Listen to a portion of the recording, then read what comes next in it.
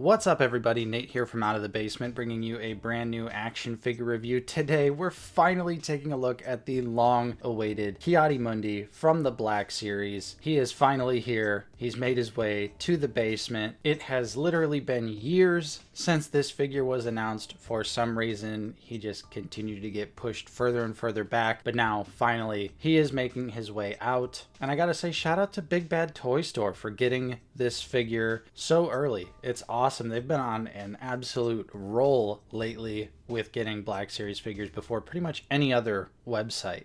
So let's take a look at the package here. He is in the red Attack of the Clones box. Finally, another Attack of the Clones figure here that's not a clone trooper. So it's got that nice red there. We have the very villainous mural art here where, Ki-Adi straight up has a red lightsaber. But maybe he is kind of a villain. Maybe. On the back, we have the bio if you want to pause it and read it now. He is the fourth figure in the Attack of the Clones Galaxy subline. And here's that barcode on the bottom. Let's go ahead and get this guy open. We'll take a look at his lightsaber and then the figure itself. So here's his lightsaber up close, and this does look very accurate to his lightsaber hilt from Attack of the Clones. When I was looking up some reference images, some of the time it does have a little bit of bronze to it, but then other times it's just plain silver. So I feel like either way, it's pretty accurate. I do also believe this is a brand new hilt sculpt. I don't think we've seen his lightsaber before in the line. Maybe it came with General Grievous, but honestly, I don't even know where the lightsabers are for my Black Series Grievous, so I'm sorry if this has been released before, but I'm almost certain that we have not seen his lightsaber in the Black Series yet. We get a little speck of black paint on there, but no other details other than the silver. The blade is, of course, removable, and we do get some lightsaber storage here right on Ki's belt. And here is Ki-Adi-Mundi out of the packaging, looking absolutely amazing. Spoilers for the rest of the review, but this figure totally delivers. I think we were all pretty much expecting that from all of the in-hand shots that we've gotten from people that have had it overseas, but now finally having it and getting to mess around with it a little bit, I can tell you that this thing is absolutely fire. Ki is on a brand new Jedi body. There is no reused pieces here, and he has some of those wonderful modern Black Series upgrades to his articulation, and as you can see, detail wise, he just looks fantastic. There's quite a bit to go over with this figure, so we're not going to waste a whole lot of time here. Let's get him off the stand and take a closer look. So first things first, let's take a look at this wonderful head sculpt here. Looks like he just jumped right out of Attack of the Clones, and they did a wonderful job with the photoreal face printing here. He's got a very strong likeness to the actual actor that portrayed him, and I really like that they added just a little bit of shading so his cone head details really pop out on the figure itself. Of course, the goatee is sculpted and painted really nicely as well. And then on the back of the head, we even get the ponytail, which has a little bit of brown paint for the hair tie. And it is sculpted as part of the head, and it just turned out very nice. Love the way this looks, especially with, the detailing on the back of his head as well. Hasbro absolutely killed it with this head sculpt here.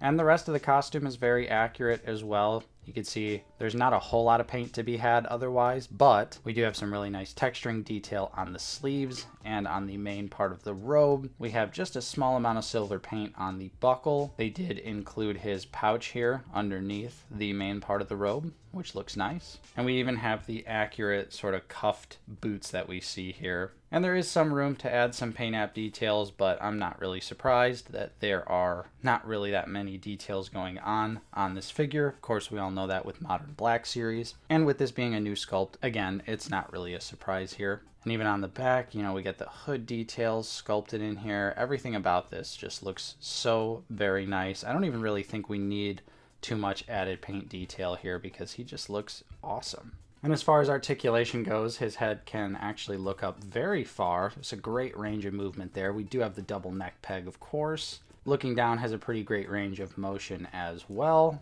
We do get plenty of side to side here, like a lot of side to side. You could really get him into some very exaggerated poses. And that means we also get, rotation here, no problem at all. And it even rotates at the base of the neck too, as you saw there. So you can rotate it down there, and the collar piece here is actually one with the neck as well. So That's nice. These shoulders can move up all the way. We do have complete rotation here. We even got some nice butterfly joints on the inside of the arm. Wonderful single hinge deep cut elbows that give you way more than 90 degrees and swivel. And we also have ball jointed wrists here. Another figure with ball jointed wrists.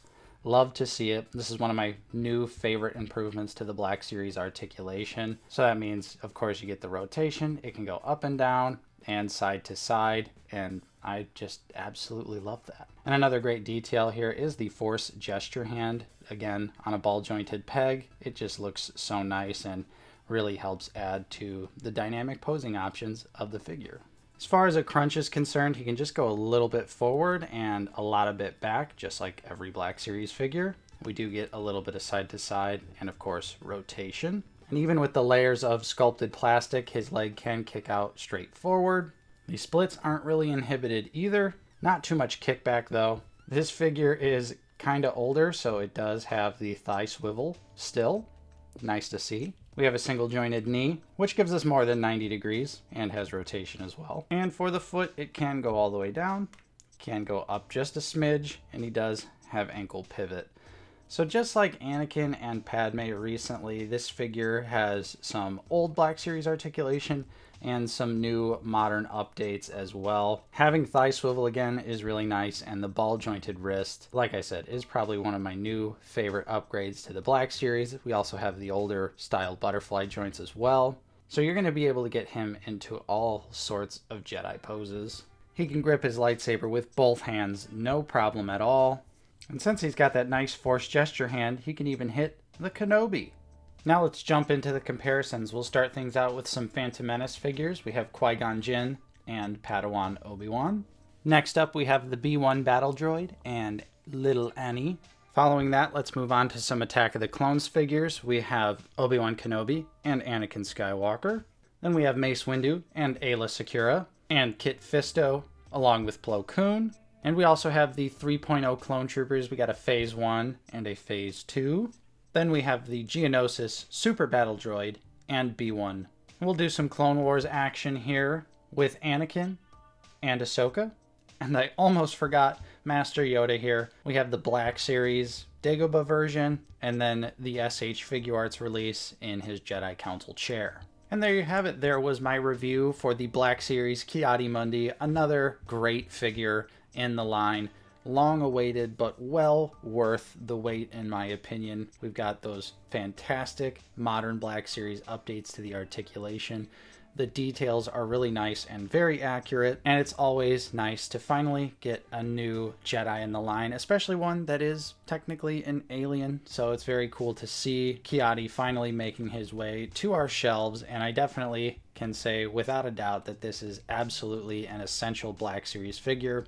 This is one that I think anyone should pick up no matter what era of Star Wars you collect, because this is just a really fun, unique figure and also a very iconic character in the realm of Star Wars.